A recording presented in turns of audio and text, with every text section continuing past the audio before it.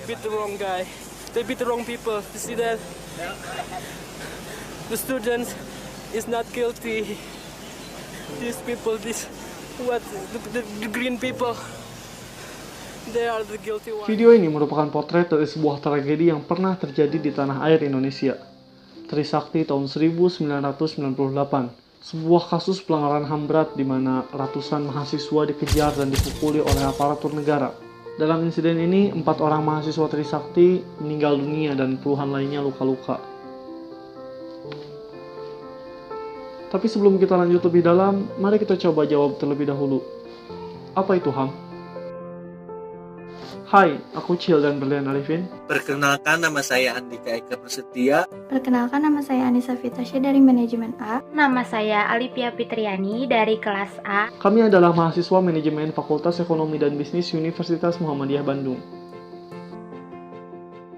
Dari definisinya, HAM atau Hak Asasi Manusia adalah kebebasan fundamental bagi semua orang tanpa memandang kebangsaan, jenis kelamin, asal kebangsaan atau etnis, ras, agama, bahasa, atau status lainnya.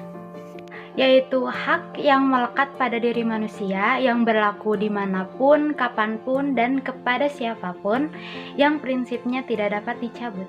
Menurut saya, hak asasi manusia itu adalah hukum atau normatif yang menyatakan bahwa hak asasi manusia itu melekat pada diri kita sendiri karena atau kita itu adalah manusia, dan hak asasi manusia itu bersifat universal.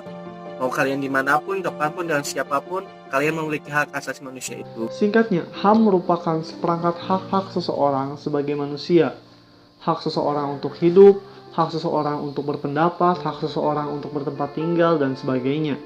Jadi dapat kita tarik kesimpulan bahwa HAM atau hak asasi manusia adalah value dari manusia itu sendiri.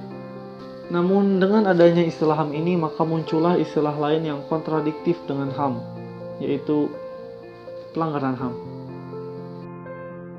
Saya pernah mendengarnya. Pernah dengar. Pelanggaran hak asasi manusia, menurut saya itu adalah sebuah tindakan pelanggaran yang terjadi dari individu atau institusi negara atau yang lain terhadap hak asasi orang lain tanpa ada dasar atau tanpa ada alasan rasional. Pelanggaran HAM adalah suatu tindakan yang dilakukan oleh seseorang atau kelompok baik disengaja maupun tidak disengaja melukai atau mencabut HAM seseorang. Menurut Undang-Undang Nomor 26 Tahun 2000, pelanggaran HAM adalah setiap perbuatan seseorang atau kelompok orang termasuk aparat negara baik disengaja atau kelalaian yang secara hukum mengurangi, menghalangi, membatasi, dan atau mencabut hak asasi manusia seseorang atau kelompok orang yang dijamin oleh undang-undang ini dan tidak didapatkan atau dikhawatirkan tidak akan memperoleh penyelesaian hukum yang adil dan benar berdasarkan mekanisme hukum yang berlaku.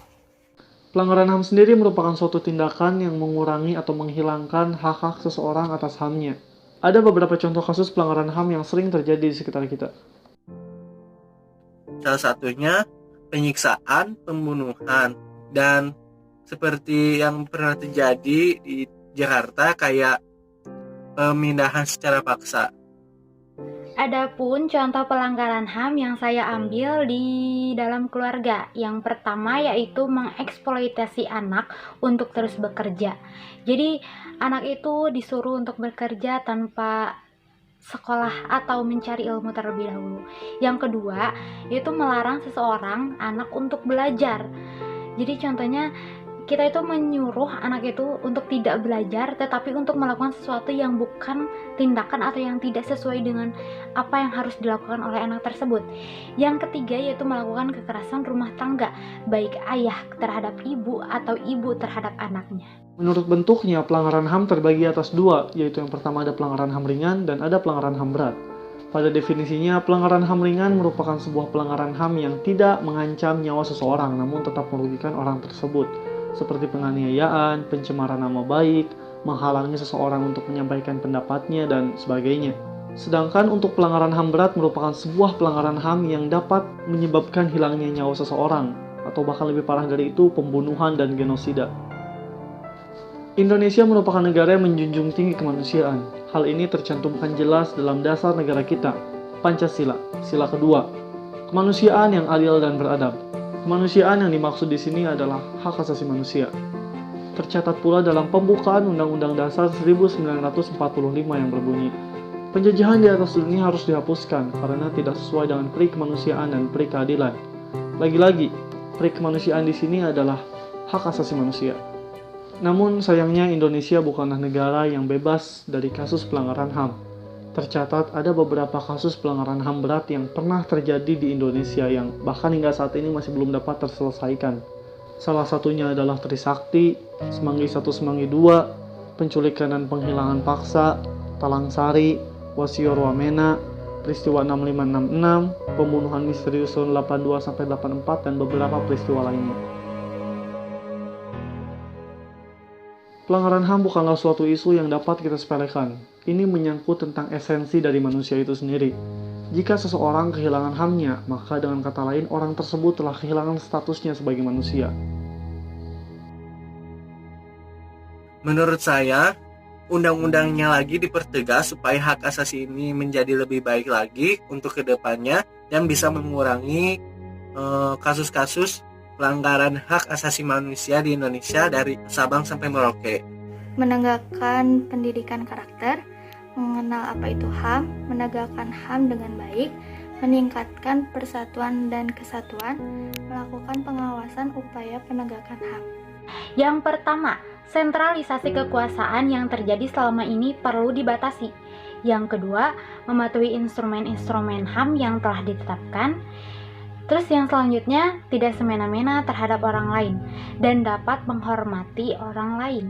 Cara paling dekat untuk mencegah terjadinya pelanggaran HAM adalah dengan penanaman pemahaman nilai HAM pada diri setiap manusia. Seseorang salah bukan berarti kita bebas untuk melakukan hal apapun pada orang tersebut.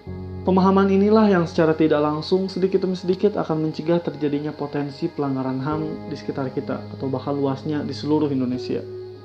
Jadi istilah kerennya, cobalah untuk memanusiakan manusia.